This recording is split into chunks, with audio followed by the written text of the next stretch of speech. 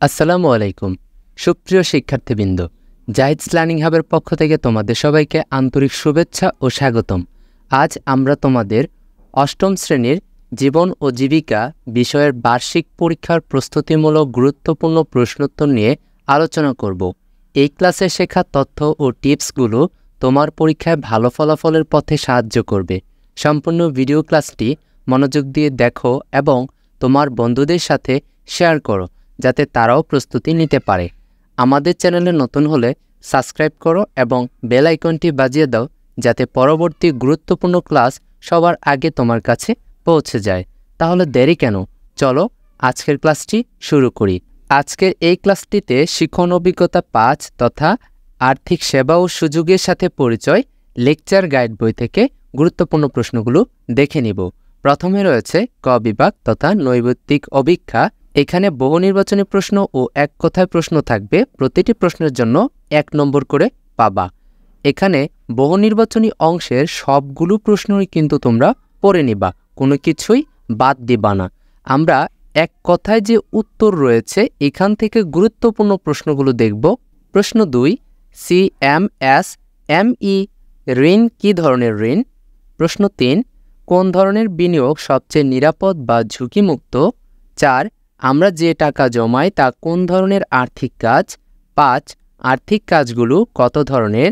6, আর্থিক সেবাদানকারী প্রতিষ্ঠান কোনটি? 7, টাকা সঞ্চিত ও গচ্ছিত রাখার নিরাপদ জায়গা কোনটি? 8, চলতি আমানত কিসের নামে খোলা হয়? 10, বিদেশ গমনোচ্ছুক শ্রমিকদের জন্য ঋণ ব্যবস্থার নাম কি? এই প্রশ্ন উত্তরগুলো মনোযোগ সহকারে পড়ে নিবা। পরবর্তীতে রয়েছে খ বিভাগ সংক্ষিপ্ত প্রশ্ন। এখান থেকে গুরুত্বপূর্ণ প্রশ্নগুলো দেখে নিব। প্রতিটি প্রশ্নের জন্য 2 নম্বর করে পাবা। প্রথমে রয়েছে 1, আর্থিক সেবাদানকারী প্রতিষ্ঠানসমূহের কয়েকটি সেবা উল্লেখ করো। 2, আর্থিক অন্তর্ভুক্তিমূলক সেবা বীমা গ্রহণের সুবিধা কি? 3, মেয়াদি ঋণ কাকে বলে? 4, আর্থিক কাজ সম্পাদনে কোন কোন প্রতিষ্ঠান আমাদেরকে বিভিন্ন ধরনের সেবা দিয়ে থাকে? 6, FMS অ্যাকাউন্ট কি? 8, 5টি আর্থিক সেবাদানকারী প্রতিষ্ঠানের নাম লিখো। 11, নারী উদ্যোক্তার ঋণ কেন দেওয়া হয়? এখন আমরা গ বিভাগ রচনামূলক প্রশ্ন থেকে দেখে নেব গুরুত্বপূর্ণ প্রশ্নগুলো। প্রতিটি প্রশ্নের জন্য 5 নম্বর করে পাবা। প্রথম প্রশ্নটি 1, আর্থিক সেবা বলতে কি বোঝায়? ব্যাখ্যা করো। 2, সমাজের সকল মানুষ আর্থিক অন্তর্ভুক্তির সাথে জড়িত, ব্যাখ্যা করো। 4, মোবাইল ফাইন্যান্সিয়াল সার্ভিস কি? এ সম্পর্কে যা জানো তা লিখো। এরপর রয়েছে ঘ বিভাগ রচনামূলক প্রশ্নোত্তর, যেখানে দৃশ্যপট নির্ভর থাকবে। এখানে প্রতিটি প্রশ্নের জন্য 8 নম্বর করে পাবা। প্রথম প্রশ্ন 1, সালেহার বেগম তার স্বামীর হঠাৎ মৃত্যুর পর স্বামীর কর্মস্থল থেকে প্রাপ্ত পেনশনের টাকা তিনি নিজেদের খরচসহ 2 সন্তানের লেখাপড়া কিভাবে চালাবেন তা নিয়ে দুশ্চিন্তায় আছেন।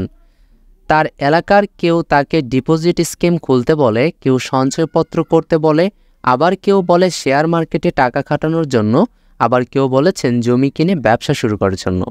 প্রশ্ন ক, উল্লেখিত পরিস্থিতিতে সে যেসব বিনিয়োগের কথা বলা হয়েছে সেগুলোর ক্ষেত্রে কী ধরনের ঝুঁকি রয়েছে তা উল্লেখ করো। প্রশ্ন খ, সালেহা বেগমের জন্য তুমি কোন বিনিয়োগটি উত্তম বলে মনে করো তা কারণ সহ লিখো। তারপরের প্রশ্নটি দেখে নেবে 3 নম্বর প্রশ্ন, যেখানে বলেছে আর্থিক খাত হতে প্রাপ্ত অর্থনৈতিক সেবাকে আর্থিক সেবা বলে। আর্থিক সেবার মাধ্যমে জনসাধারণকে অর্থ সংক্রান্ত বিষয়াদির সাথে সংযুক্ত রাখার চেষ্টা করা হয়। যদিও মানুষ কোনো না কোনোভাবে অর্থ ও আর্থিক সেবার সাথে জড়িত থাকে। ব্যাংক হলো আর্থিক সেবাদানকারী প্রতিষ্ঠানের বড় উদাহরণ। এছাড়া নন ব্যাংকিং আর্থিক প্রতিষ্ঠান, ক্ষুদ্র ঋণ প্রতিষ্ঠান, সমবায় ব্যাংক এবং বীমা প্রতিষ্ঠানগুলো আর্থিক সেবা প্রদান করে থাকে। প্রশ্ন ক, বিনিয়োগ সেবা সম্পর্কে যা জানো তা লিখো। প্রশ্ন খ, মোবাইল ফাইন্যান্সিয়াল সার্ভিস ও অনলাইন ব্যাংকিং সম্পর্কে বিস্তারিত লিখো। প্রিয় শিক্ষার্থীবৃন্দ, আজকের এই ক্লাসটিতে আমরা গুরুত্বপূর্ণ প্রশ্নগুলো নিয়ে তোমাদের সাথে আলোচনা করেছি। সম্পূর্ণ ভিডিও ক্লাসটি মনোযোগ সহকারে দেখার জন্য অসংখ্য ধন্যবাদ।